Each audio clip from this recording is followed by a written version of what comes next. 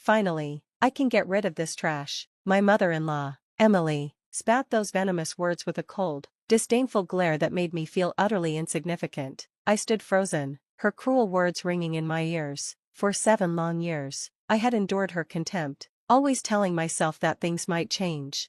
But this morning shattered that fragile hope.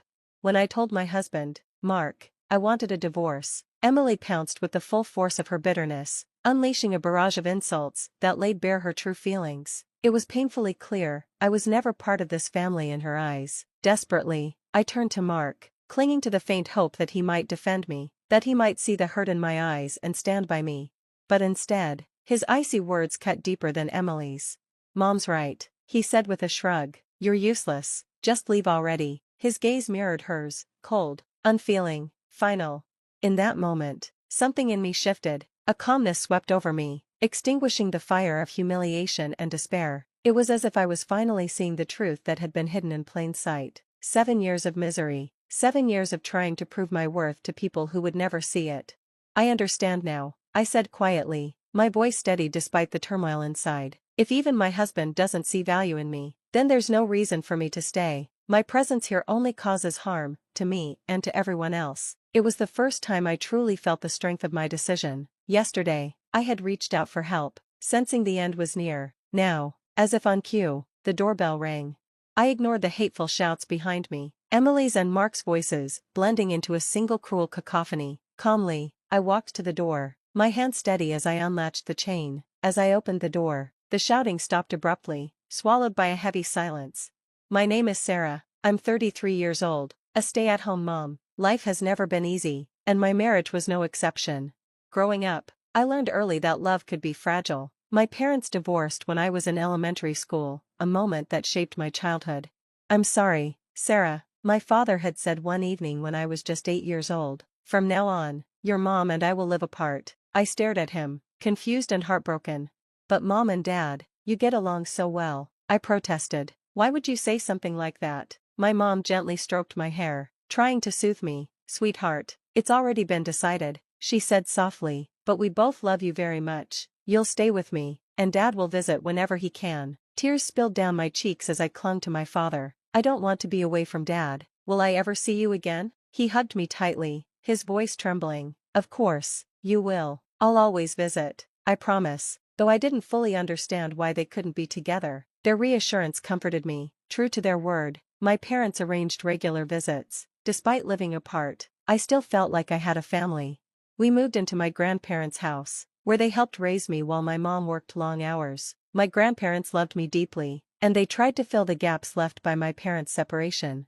"Your mom isn't a bad person," they would tell me. "She loves you very much." "That's right," my grandma would add, "and we'll always be here for you, sweetheart." Their love was unwavering, but it couldn't completely fill the void. I didn't have the heart to tell them how lonely I truly felt. It would have broken theirs.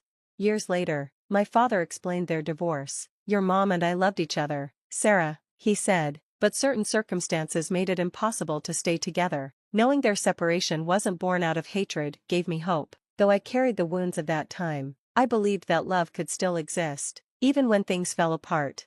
After graduating college, I got a job at a large department store, following in my mother's footsteps. I thought working in the same industry might help me understand her better. Even though our relationship often felt distant, I threw myself into my career, hoping to find clarity. 3 years later, the store's owner introduced me to his son, Mark.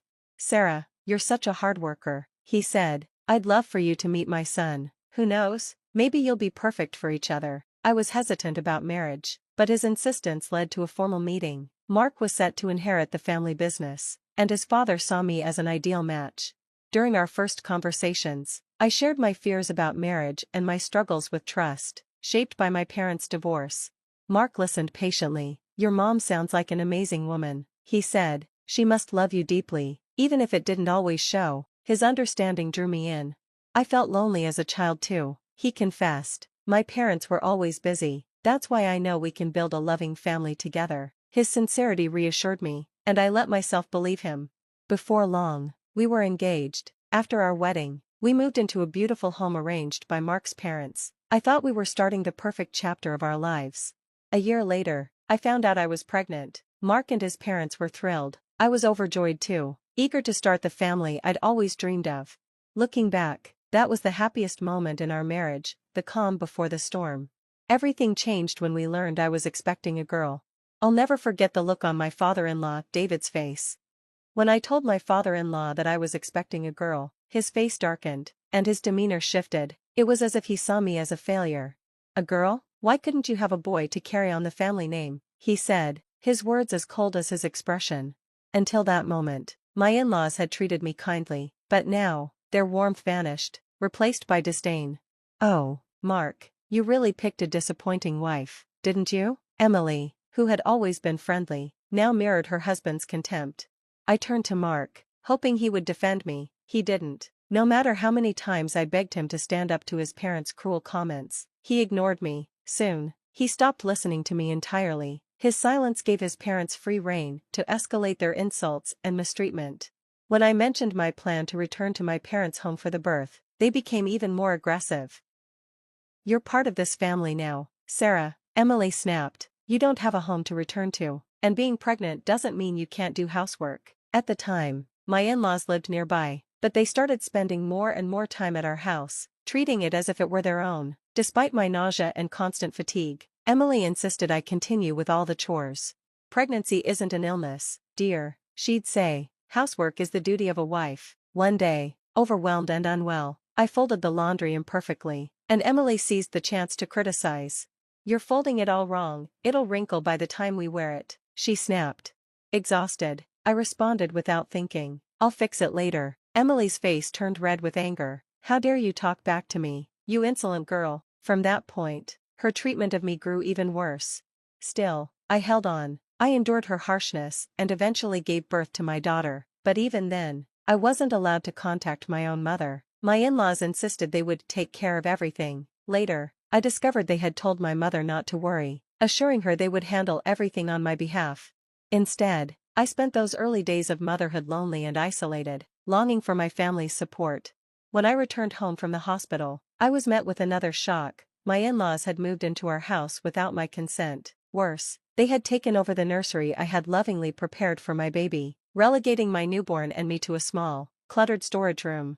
Despite my fragile condition after giving birth, they treated me like a servant, demanding I cook and clean while they lounged. To outsiders, they painted a different picture. "Our poor daughter-in-law is still recovering," they would say. "We moved in to help her." In reality, they did nothing to help. Mark, who had taken paternity leave, spent his time out with his parents, ignoring me and our baby. He showed no interest in his daughter and acted as if neither of us mattered. On weekends, he often stayed out all night, and I began to suspect his indifference wasn't just about our family, there might be someone else. The thought of divorce crossed my mind, but I pushed it away. I didn't want my daughter to experience the same loneliness I had felt growing up. I believed if I endured the hardship, I could protect her. But I was wrong. My in-laws' obsession with appearances meant they treated me and my daughter well in front of others, creating the illusion of a perfect family. Neighbors admired them, praising how kind they were and how much my husband seemed to care for us. It was all a facade. Then, one day, Mark began pressuring me to have a second child. "We need a son to carry on the family name," he insisted. "People are starting to ask about it. We better get on it." His parents joined in, berating me. "You can't even give us a son or manage the house properly." Emily sneered. "Why did we even let you marry Mark? You're such a disappointment." Despite everything, I tried my best to care for my daughter and shield her from the toxicity around us. By the time she turned 7, my in-laws and husband had all but ignored her. She was terrified of them, shrinking in fear whenever they raised their voices. I showered her with love, hoping it would be enough. But then something happened that finally broke me. One morning, while I was in the kitchen preparing breakfast, I heard my daughter crying upstairs. Her cries were unusual. She rarely went to the second floor, where my in-laws stayed. Alarmed, I rushed upstairs. At the top of the stairs, I saw Emily towering over my daughter, her hand raised, ready to strike. "Emily," I screamed, running to my daughter and pulling her into my arms. My little girl clung to me, sobbing uncontrollably. I turned to Emily, my heart pounding with fury and fear. "What were you trying to do to my daughter?" I demanded. Emily clicked her tongue dismissively. "Nothing." Without another word, she turned and walked away as if nothing had happened. Just then, Mark stepped out of the bedroom, his face twisted with irritation. "Mark, I cried. Your mother just tried to hit our daughter. He sighed, clicking his tongue, just like his mother. What did Katie do to upset her? It's probably your fault for not raising her right. Stop bothering me with this nonsense. Without waiting for a response, he walked away, leaving me standing there with my sobbing child in my arms. We retreated to the small storage room we'd been forced to live in since her birth. I sat on the bed, stroking Katie's hair to calm her as my heart raced with anger and despair. Sweetheart, what happened? Can you tell Mommy? Through her tears, Katie explained. Emily had called her upstairs, away from me, and threatened her. When Katie hesitated, Emily used a treasured possession, a handkerchief I had embroidered with her initials, as bait. Grandma took this from me, Katie said, handing me the small, torn piece of fabric. She said if I didn't come upstairs, I wouldn't get it back. My heart shattered. That handkerchief wasn't just a piece of cloth, it was something my daughter cherished, a symbol of my love for her, and Emily had used it to manipulate her. That was the moment I knew I couldn't stay any longer. This wasn't just about me anymore. I had to protect my daughter, no matter the cost. I hugged my daughter tightly, overwhelmed with relief that I had reached her in time. The thought of what could have happened if I hadn't made it chilled me to the core. That moment was a turning point. I couldn't let this nightmare continue. I couldn't keep subjecting my daughter to such a toxic environment. That same day, I called my mother and told her everything. She was horrified but immediately offered to take Katie in. I dropped Katie off at school, packed a few of her belongings, and drove to my mother's house. I knew she would be safe there. That evening, I decided it was time to confront my husband and in-laws. As I approached the living room, I heard their voices and froze. What I overheard made my blood run cold. You should have been more careful, Mom. This morning was too close. I didn't think Sarah would come running so fast, Mark said. I thought I had more time, Emily replied dismissively. Their tone was casual, as if discussing a minor inconvenience, not the horrifying reality of what they had tried to do. Well, if you're going to pull something like that, at least be discreet. We don't want anyone finding out, Mark added with a sneer. Maybe next time, we'll make her pull weeds in the heat. That'll teach her, Emily said with a cold laugh. My heart raced as the realization washed over me. They were conspiring to harm my daughter, and they didn't even care. All the years I had endured their cruelty, telling myself it was for Katie's sake, suddenly felt like a lie. My daughter deserved better than this. She deserved love, safety, and peace, none of which existed in this house. I made up my mind right then. It was time to leave. I called my father and told him everything. He was furious, but he promised to help. As I packed my belongings, I remembered a conversation I'd had with Katie that morning. Katie, would you be okay if Mommy and Daddy lived in different places? I had asked gently. Yes, Mommy, I want that. I want to live with you, she replied without hesitation. Her honesty hit me like a bolt of lightning. I had been so blind to her pain, focusing only on enduring mine. She had suffered just as much, if not more, and had been hiding it just like I had. That evening, the doorbell rang just as my husband and in-laws were shouting at me to leave. I ignored their insults and calmly walked to the door. When I opened it, my father stood there, his presence a calm but firm anchor. Sarah, I'm here to take you home. Let's go, he said. The moment my husband saw my father, his smug expression turned to panic. What are you doing here? Mark stammered. It's been a long time, Mark. I'm here for my daughter, my father said, his voice steady but simmering with restrained anger. Mr. Johnson, wait, there must be some misunderstanding, Mark's father interjected, his tone desperate. There's no misunderstanding, my father replied, cutting him off. I've heard everything. This ends now. Mark and his parents froze, finally grasping the gravity of the situation. What they had always dismissed was that my father was a respected and influential figure in the business world, and, more importantly, he had been their store's largest supplier. It's unfortunate, my father continued, but given the circumstances, I'll have to reconsider doing business with you moving forward. The color drained from their faces. Mark's father stammered, Please, Mr. Johnson, this is all a misunderstanding. Sarah is just upset. My father raised a hand, silencing him. Enough. I've seen how you've treated my daughter and granddaughter. I will not allow it to continue. He turned to me, his expression softening. Sarah, let's go. Without another word, my father took my bags and walked me out the door. As we reached his car, I could hear Mark and his parents scrambling, their voices pleading for forgiveness, but I didn't look back. When we arrived at my parents' house, my mother was waiting with open arms. She hugged me tightly, tears in her eyes. "I'm so sorry, Sarah. I should have been there for you sooner," she said.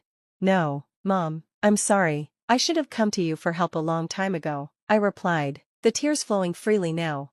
For the first time in years, I felt safe. My parents reassured me that everything would be okay. Over the next few weeks, my father helped me finalize the divorce, ensuring Mark would pay child support and alimony. Katie and I stayed with my parents during this time, and slowly, life began to feel normal again. Katie started a new school and quickly adjusted, making new friends and laughing in a way I hadn't seen in years. Meanwhile, I found a new purpose working for my mother's jewelry design business. To my surprise, I had a knack for design, and with her guidance, I began building a career. Months later, Mark tried to cause trouble one last time. He showed up at Katie's school, claiming to be her father and demanding to take her home. The school called me immediately, and I rushed over. When I arrived, I barely recognized him, disheveled and desperate. He looked like a shadow of the man I once knew. "Sarah, we need to talk," he pleaded. "I've lost everything, my parents, the store, the house. We can fix this, for Katie's sake." I saw through him instantly. He didn't care about us, he cared about regaining his comfortable life. "We're not getting back together, Mark. It's over," I said firmly. "You're making a mistake. You need me," he snapped, his desperation turning to anger. "I don't need you, Mark. I never did. Katie and I are doing just fine without you," I replied, and with that, I walked away. That was the last time I saw him. In the years that followed, Katie and I built a new life. She thrived in her new school, and I found success in my mother's business. One day, Katie told my father she wanted to travel the world with him. "You'll need to learn fluent Japanese first," he teased. "I'm already working on it, Grandpa," she replied with a grin. For the first time in years, our lives were filled with peace, love, and laughter. We were finally free, and that was enough for me.